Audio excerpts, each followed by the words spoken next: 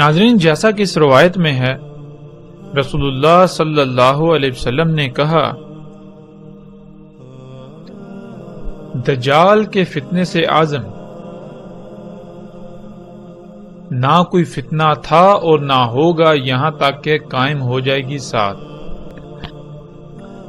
پھر اس کے علاوہ اس روایت میں رسول اللہ صلی اللہ علیہ وسلم نے جو کہا وہ یہ، رسول اللہ صلی اللہ علیہ وسلم نے کہا کہ نہیں تھا، یعنی کہ ماضی میں بھی ایسے یہ جو دجال کا فتنہ ہے یہ ماضی میں بھی گزر چکا۔ اور پھر اس فتنہ کو کیا کہا؟ رسول اللہ صلی اللہ علیہ وسلم نے کہا یہ فتنہ کیا ہے؟ اعظم، اس سے اعظم کوئی فتنہ نہیں ہوگا۔ اعظم کسے کہتے ہیں؟ اعظم اس کا مادہ ہے عظامہ، عین زوئیں میم۔ عربی میں عظامہ ہڈی کو کہتے ہیں۔ ہڈی میں مضبوطی پائی جاتی ہے، سختی پائی جاتی ہے، قوت پائی جاتی ہے، اور ہڈی جو ہے وہ جسم کے اندر پائی جاتی ہے، گوشت کے اندر۔ ہڈی جو ہے اگر اس کو ٹیڑھا کریں تو وہ ٹیڑھی نہیں ہوتی، وہ مڑتی نہیں۔ اگر آپ ٹیڑھا کرنے کی کوشش کریں گے تو وہ ٹوٹ جائے گی۔ پھر اسی طرح ہڈی جو ہے وہ گوشت کے اندر پائی جاتی ہے، جسم کے اندر پائی جاتی ہے۔ اگر جسم کے اندر سے تمام کی تمام ہڈی نکال لی جائے تو پیچھے جسم کی کیا اہمیت رہے گی، کیا حیثیت رہے گی؟ اس شے کو اعظم کہتے ہیں۔ رسول اللہ صلی اللہ علیہ وسلم نے کہا کہ جتنے بھی فتنے ہیں ان میں سے اعظم جو ہے فتنہ دجال ہے، یعنی کہ دجال کا فتنہ ایسا فتنہ ہے اگر اس فتنے کو فتنوں سے نکال دیا جائے تو باقی فتنوں کی اہمیت و حیثیت بالکل ایسی ہی رہ جائے گی جیسے جسم کے اندر سے، گوشت کے اندر سے تمام کی تمام ہڈی نکال لی جائے تو جو جسم کی اہمیت و حیثیت رہ جاتی ہے۔ اس سے جو بات سامنے آئی وہ یہ سامنے آئی کہ دجال بنیادی طور پر دنیا ہی کے فتنوں کا نام ہے، لیکن دنیا کے فتنوں کی ان پیک کا نام ہے، یعنی کہ جو سب سے اوپر والے، جو سب سے بڑے فتنے ہیں دنیا کے۔ آدم علیہ السلام کی تخلیق سے لے کر قیامت تک آنے والے جتنے بھی فتنے ہیں ان میں سے جو سب سے بڑا فتنہ ہوگا، جو سب سے بڑا فتنہ تھا، وہ کون سا فتنہ ہے؟ وہ فتنہ دجال کا، وہ فتنہ دجال ہے۔ یعنی کہ اب فتنہ کسے کہتے ہیں یہاں ہمیں یہ بھی سمجھنا بہت ضروری ہے۔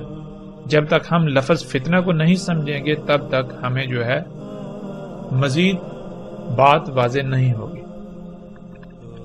ناظرین، فتنے کو ہم ایک مثال سے سمجھ لیتے ہیں۔ مثال کے طور پر ایک شے ہے، مثلا آپ ایک شیمپو بناتے ہیں، مارکیٹ میں اس سے پہلے بال دھونے کے لیے کوئی ایسا شیمپو وغیرہ موجود نہیں، آپ نے سب سے پہلے ایک شیمپو بنایا، وہ بازار میں آیا تو آتے ہی وہ لوگوں میں مقبول ہو گیا۔ جب کوئی بھی وہ شیمپو خریدتا ہے، اس سے بال دھوتا ہے تو اس کے بال انتہائی اچھے زبردست ہو جاتے ہیں اور وہ بہت مشہور ہو جاتا ہے۔ اب کیا ہوتا ہے، کچھ لوگ ایسے ہیں کہ جن کے دل میں لالچ پیدا ہوتا ہے، جن کے دل میں مرض ہے، وہ کیا کرتے ہیں، وہ ایسا کرتے ہیں کہ وہ آپ نے جو شیمپو بنایا بالکل اسی طرح کا ایک نقل بناتے ہیں، ایک یا ایک سے زائد نقلیں بناتے ہیں اور وہ بازار میں لے آتے ہیں۔ تو ناظرین، جب تک بازار میں آپ کا بنایا ہوا ایک ہی شیمپو موجود ہے تب تک اگر کوئی بچہ جائے، نوجوان جائے، بوڑھا جائے، عالم جائے، جاہل جائے، کوئی بھی جائے، اس کو کسی قسم کی کوئی پریشانی لاحق نہیں ہوگی۔ وہ دکاندار کو پیسے دے گا، قیمت دے گا اور شیمپو اٹھا کر لے آئے گا۔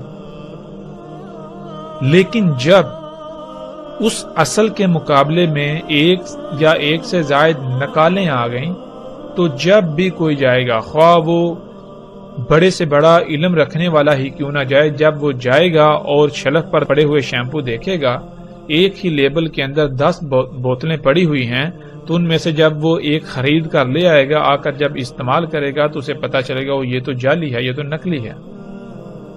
اب جب دوبارہ اگر وہ خریدنے جاتا ہے یا آپ خریدنے جاتے ہیں تو آپ کے اوپر یہ امتحان جو ہے وہ طاری ہو جائے گا. آپ ایک امتحان میں پڑ جائیں گے کہ آیا ان میں سے اصلی کون سا ہے. کیوں؟ اس لیے کہ 10 بوتلیں پڑی ہوئی ہیں، ان میں سے ایک اصلی ہے، باقی 9 جو ہیں وہ جعلی ہیں. اب دیکھنے میں جو ساری وہ بالکل ایک جیسی لگ رہی ہیں. ایک جیسی تو دور کی بات ہے، جو نقل ہے وہ ایسی بنائی گئی کہ جو اصل ہے وہ نقل کے مقابلے پر نقل نظر آ رہی ہے. تو ناظرین، ایسے میں کوئی بھی انسان جب جائے گا، ہاں وہ کتنے ہی علم والا کیوں نہ ہو، تو اس کے اوپر ایک امتحان جو ہے وہ برپا ہو جائے گا کہ آیا ان میں سے اصل کون سی ہے، ان میں سے اصل شیمپو کون سا ہے. اس شے کو، اس امتحان کو، ایسے امتحان میں پڑ جانے کو فتنہ کہا جاتا ہے. اللہ سبحانہ و تعالیٰ نے انسان کو خلق کر کے دنیا میں ایک مقصد کے لیے بھیجا. اس مقصد کو پورا کرنے کے لیے اللہ سبحانہ و تعالیٰ نے انسان کو ایک طریقہ بتایا، جس طریقے کو، جس فارمولے کو دین کہا جاتا ہے، اور اس دین کا نام یعنی اس فارمولے کا نام اسلام رکھا. سلامتی پانے کا طریقہ، یعنی کہ دنیا میں تمہیں ایک محدود مدت تک موقع دیا جا رہا ہے، ایک مقصد ہے، اس کو تم نے پانا ہے، حاصل کرنا ہے، اس کو پورا کرنا ہے. اس مقصد کو پورا کرنے کے لیے تمہیں یہ طریقہ کام آئے گا. اس طریقے پر عمل کرتے ہوئے تم اس مقصد کو پورا کر لو گے. تو جب تک دنیا میں صرف وہی ایک فارمولہ، وہی ایک دین رہے گا تو کوئی فتنہ نہیں، یعنی کوئی امتحان نہیں.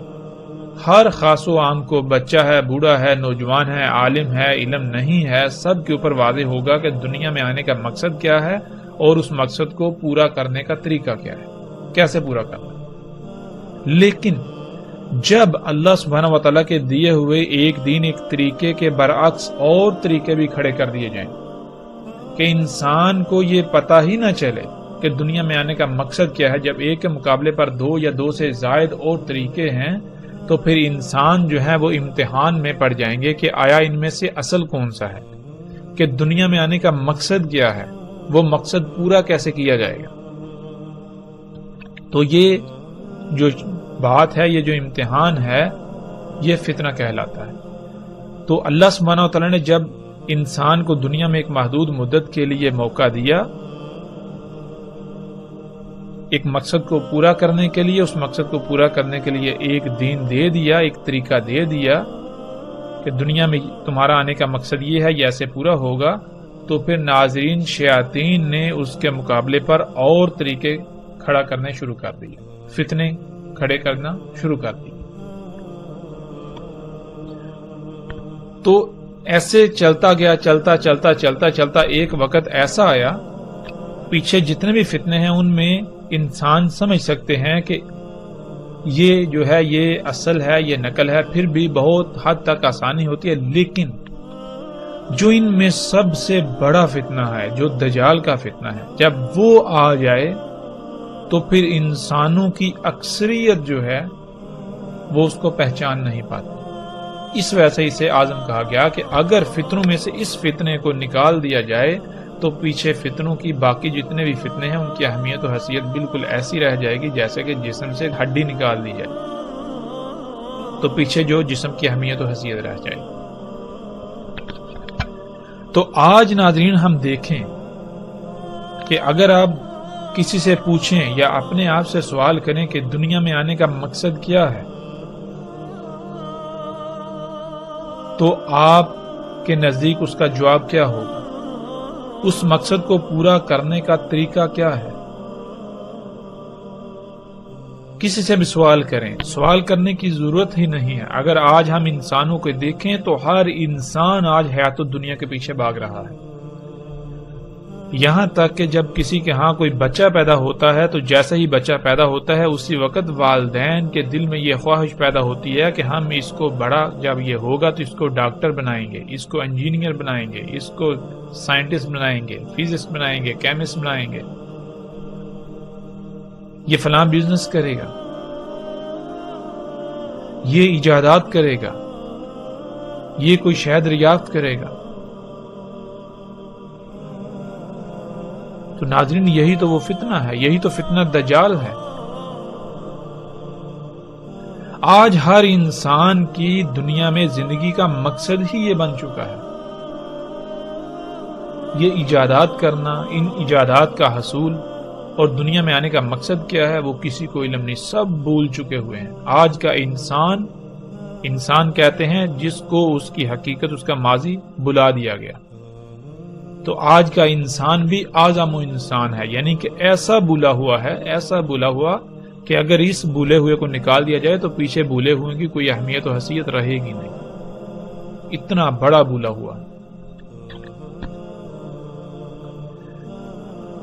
تو انشاءاللہ اللہ کے فضل سے ناظرین جیسے جیسے ہم آگے بڑھیں گے رسول اللہ صلی اللہ علیہ وسلم کے الفاظ کی روشنی میں اور قرآن کی روشنی میں دجال کیا ہے ہم ہر پہلو سے، ہر لحاظ سے ہر بات کو کھولتے چلے جائیں گے، واضح کرتے چلے جائیں گے۔